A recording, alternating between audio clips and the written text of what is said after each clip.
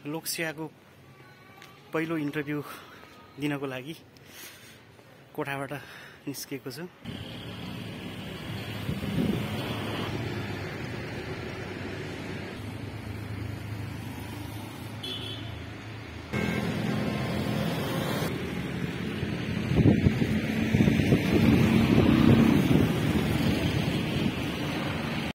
Interview जानुभन्दा अगाडि आमाले यो रातो टिका लगाइदिनु भएको छ। इन्टरभ्यूको लागि म यो सानो ठिमीको रोडमा अगाडि बढिरहेको छु।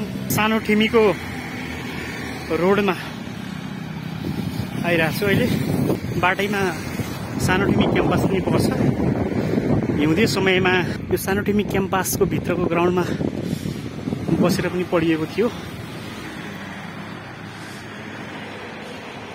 सानो ठिमी पार्क गजबको बनाएको छ।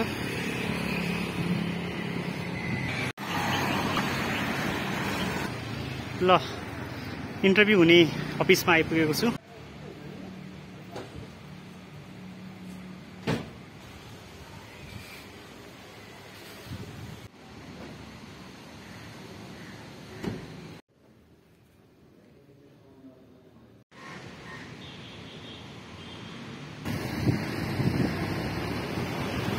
ल भर्खरै इन्टरभ्यू दिएर भर्खरै बाहिर निस्केको छु।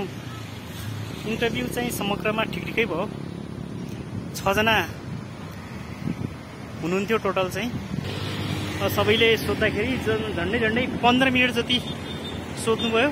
हेरौँ अब रिजल्ट के हुन्छ। मेरो लोकसेवाको यो एकदमै पहिलो इन्टरभ्यू हो।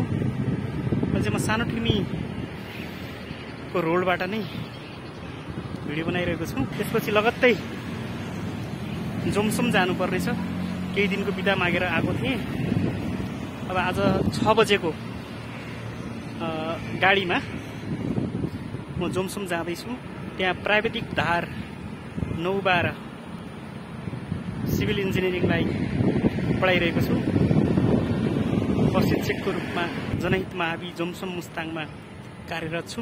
अब यो भिडियो बनाउँदै पनि 4 बजिसकेको छ। अब जोमसोम यात्रा। By by.